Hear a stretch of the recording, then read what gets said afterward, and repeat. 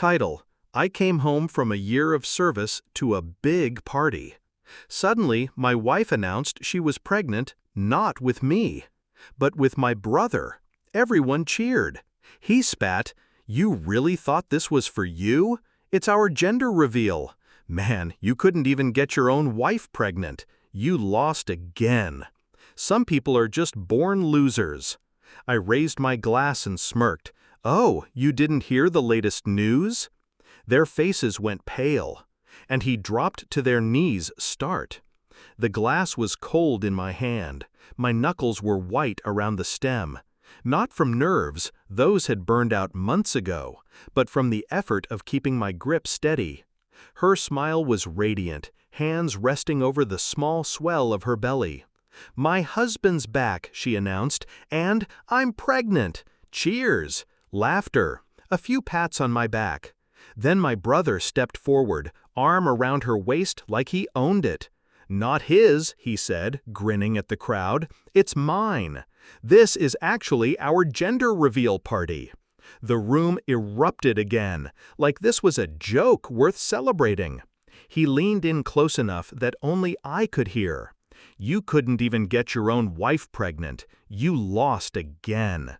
Some people are just born losers."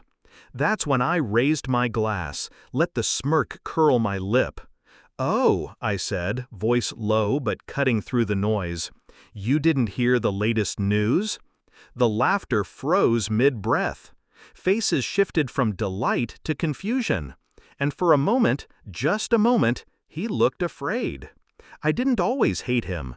We grew up shoulder to shoulder, two boys against the world. We shared secrets, bruises, dreams. When our father died, I was the one who made sure he didn't crumble. I paid his debts. I covered his mistakes. I believed family meant loyalty. And I loved her. God, I loved her. We met when I was 19. She was light and heat and impossible to ignore. He was at our wedding. He gave the speech. He told me I was the luckiest man alive.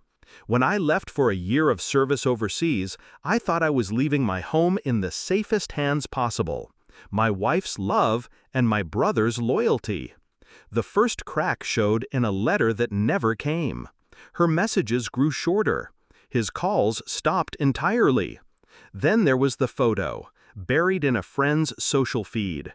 Her wearing his hoodie, head against his shoulder. No caption, just their smiles.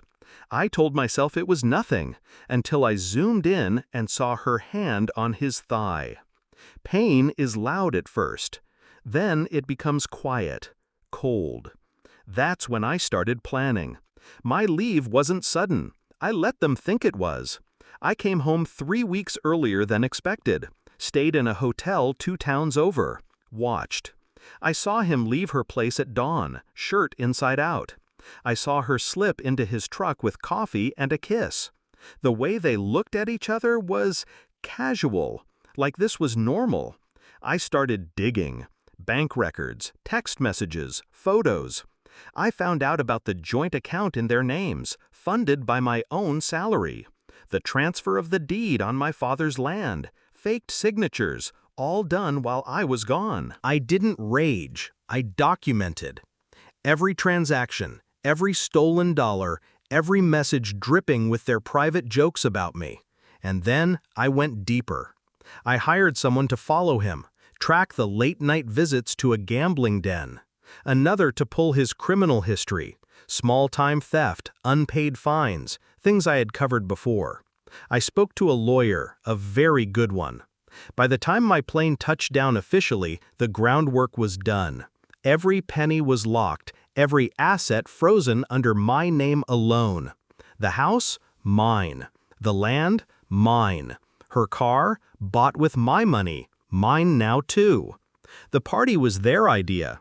I played along, pretending I thought it was for me. Shook hands, hugged old friends, all while knowing what was about to happen. So when I said, "You didn't hear the latest news?" I let the silence drag. "I sold the house last week," I said. "Closed the account you've been using. Oh, and the land you thought was yours? The deed's in my name. Congratulations, you're both homeless."